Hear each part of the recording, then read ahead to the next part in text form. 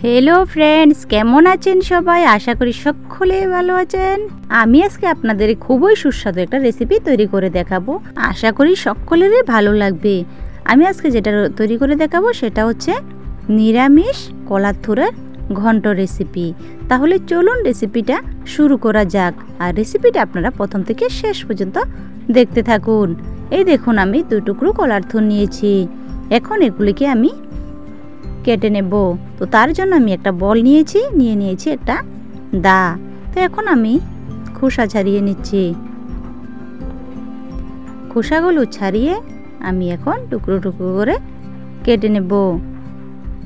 আর তার মধ্যে যে আঁশটা থাকে সেই আঁশটাকে আমি হাতের আঙ্গুলে পেঁচিয়ে নেব। আমি কলার থুরের রেসিপি আমি আপনাদেরকে আরও অনেকবারই দেখিয়েছিলাম অনেকভাবে। তো কলার থুর আমি আজকে আপনাদের ঘন্ট রেসিপি তৈরি করব, তাও আবার নিরামিষ। তো আপনারা ভিডিওটাকে একদমই স্কিপ করবেন না। আশা করি সকলেরই ভালো লাগবে। যারা যারা নিরামিষ দিনে নিরামিষ খান তারা অবশ্যই কিন্তু এই রেসিপিটা আপনারা রান্না করতে পারেন। আর কলার থুর শরীরের লেগে খুবই উপকারী একটা সবজি। তো দেখুন আমি সবগুলি কলার থুরই কিন্তু এভাবে কেটে নেব। তো আমি সবগুলি আঁশগুলি আঙুলে পেঁচিয়ে নিয়েছি আর একদম চিকন চিকন করে আলুর মতো কেটে নিচ্ছি। ঠিক একইভাবে এরকমভাবে আমি বাকিগুলোকেও কিন্তু কেটে নেব। দেখুন আমার সবগুলো কলার থুর কাটা হয়ে গেছে। আর এখন আমি একটা বাটিতে আলু কেটে নিয়েছি। আলুগুলো দেখুন একদমই ঘন্টার মতো টুকরো টুকরো করে গোল গোল করে কেটে নিয়েছি। আর উপকরণগুলো আমি আপনাদের দেখিয়ে দিচ্ছি। আমি একটা বাটিতে কিছু গোবিন্দভোগ চাল নিয়েছি, আর নিয়েছি কিছু চিনেবাদাম আর কিছু কাজু বাদাম, আর নিয়েছি 2টো তেজপাতা, নিয়েছি 2টো এলাচ, লবঙ্গ আর কাঁচা শুকনো লঙ্কা। এখন আমি গ্যাসেতে কড়াই বসিয়ে তার মধ্যে দিয়ে দিলাম সরিষার তেল। তেলটাকে একটু গরম হতে দেব। তার জন্য একটা উল্টানি দিয়ে আমি তেলটাকে নাড়াচাড়া করে নিয়েছি। দেখুন তেলটা কিন্তু গরম হয়ে ধোঁয়া উঠছে। তখন আমি এর মধ্যে দিয়ে দিলাম 2টো তেজপাতা, 2টো লবঙ্গ আর এলাচের টুকরো আর শুকনো লঙ্কাগুলো আমি এর মধ্যে দিয়ে দিলাম। তারপর এটাকে একটু লাল লাল করে ভেজে নেব। তারপর এর মধ্যে দিয়ে দিলাম আমি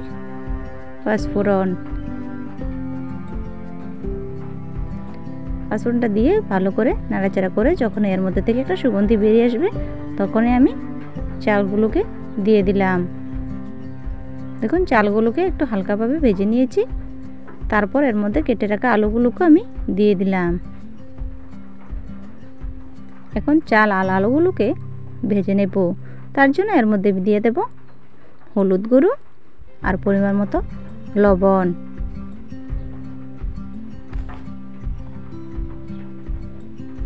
এখন এটাকে ভালো করে লাল লাল করে ভেজে নেব। লবণ হলুদটা ভালো করে মিশিয়ে নেওয়ার পর আমি এখন একে ঢাকনা দিয়ে দেব 2 মিনিটের জন্য। তো 2 মিনিট পর আমি আপনাদেরকে ঢাকনাটা তুলে আরও একবার নাড়াচাড়া করে দেখিয়ে দিচ্ছি। আলুগুলো কিন্তু মোটামুটি সিদ্ধ হয়ে গেছে, আর ভাজবো না। এখন আমি এর মধ্যে কলার থুরগুলো অ্যাড করব। একদমই সহজভাবে বন্ধুরা আমি আপনাদেরকে রেসিপিটা তৈরি করে দেখাচ্ছি। আমি একবারে সম্বার দিয়ে বসিয়ে দিয়েছি, আর আমি বারবার করব না। তো যারা যারা খুব কম সময়ের মধ্যে রান্নাটা করে নিতে চান তাহলে কিন্তু এভাবে করে নিতে পারেন, ভীষণই টেস্টি হবে। তো এখন কেটে রাখা কিছু কাঁচা লঙ্কা আমি এর মধ্যে অ্যাড করে দিয়েছি। দিয়ে দিলাম আমি 1 চামচ ধনে গুঁড়ো। এখন এটাকে ভালো করে একটু মিশিয়ে নেব। তো বন্ধুরা আমার এই রেসিপিটি যদি আপনাদের ভালো লেগে থাকে তাহলে প্লিজ একটা লাইক করে দেবেন। আর যারা যারা আমার চ্যানেলটাকে এখনও সাবস্ক্রাইব করেনি তারা প্লিজ সাবস্ক্রাইব করে আমার পাশে থাকা বেল আইকনটি অবশ্যই ক্লিক করে রাখবেন। তাহলে যখনই কোনো নতুন ভিডিও আপলোড করব সঙ্গে সঙ্গে কিন্তু নোটিফিকেশান আপনাদের কাছে পৌঁছে যাবে। দেখুন বন্ধুরা এখন আমি থাল দিয়ে একটু ঢাকনা দিয়ে রেখে দিয়েছিলাম 2 মিনিটের জন্য। তো 2 মিনিট পর দেখুন আমি আপনাদেরকে দেখিয়ে দিচ্ছি সবজিটা কেমন সিদ্ধ হয়েছে। তো দেখুন আমি আরও একবার নাড়াচাড়া করে ভালো করে মিশিয়ে নিচ্ছি উল্টে পাল্টে। এখানে আপনারা হলুদের সংখ্যাটা একটু কম দেবেন, তাহলে কিন্তু খেতে ভালো লাগবে, না হলে তেতো লাগবে। তো আরও একবার আমি ঢাকনা দিয়ে দিচ্ছি আরও 2 মিনিটের জন্য। এবার ঢাকনাটা তুলে আমি আপনাদের দেখিয়ে দিচ্ছি কেমন হয়েছে। তো দেখুন মোটামুটি সিদ্ধ হয়ে গেছে। এখন একটু ভালো করে নাড়াচাড়া করে আমি এর মধ্যে জল অ্যাড করব। এখানে কিন্তু গরম জলটা ব্যবহার করবেন, ঠান্ডা জলটা দেবেন না। তো এখানে আমি যে জলটা দিয়েছি সেই জলটা কিন্তু শুকিয়ে যাবে, এই জলটা থাকবে না, যেহেতু আমি এখানে চাল ব্যবহার করেছি।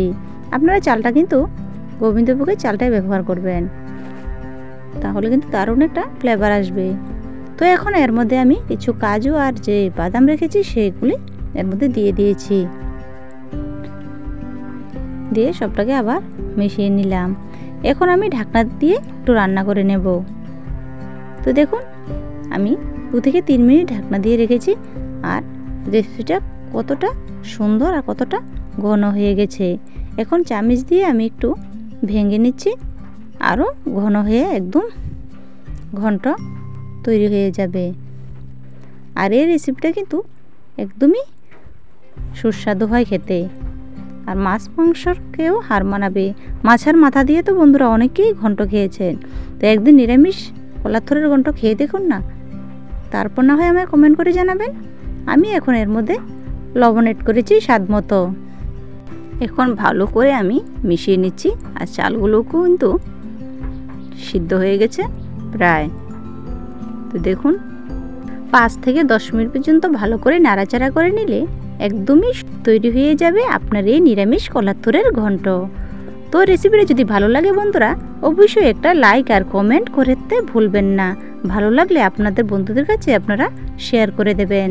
তো আমার রান্নাটা কিন্তু বন্ধুরা কমপ্লিট হয়ে গেছে, আমি এখন নামিয়ে নিচ্ছি। তো তার জন্য আমি একটা থালা নিয়েছি, থালার মধ্যে দেখুন আমি নামিয়ে নিচ্ছি।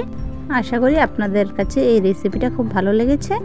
তো যদি আপনারা এই রেসিপিটা বাড়িতে করতে চান তাহলে কিন্তু খুব সহজভাবে কম তেল মশলা দিয়ে রান্নাটা করে নিতে পারেন। তো বন্ধুরা আজকের জন্য এই পর্যন্তই, দেখা হবে নেক্সট ভিডিওতে। আপনারা সকলে ভালো থাকবেন, সুস্থ থাকবেন।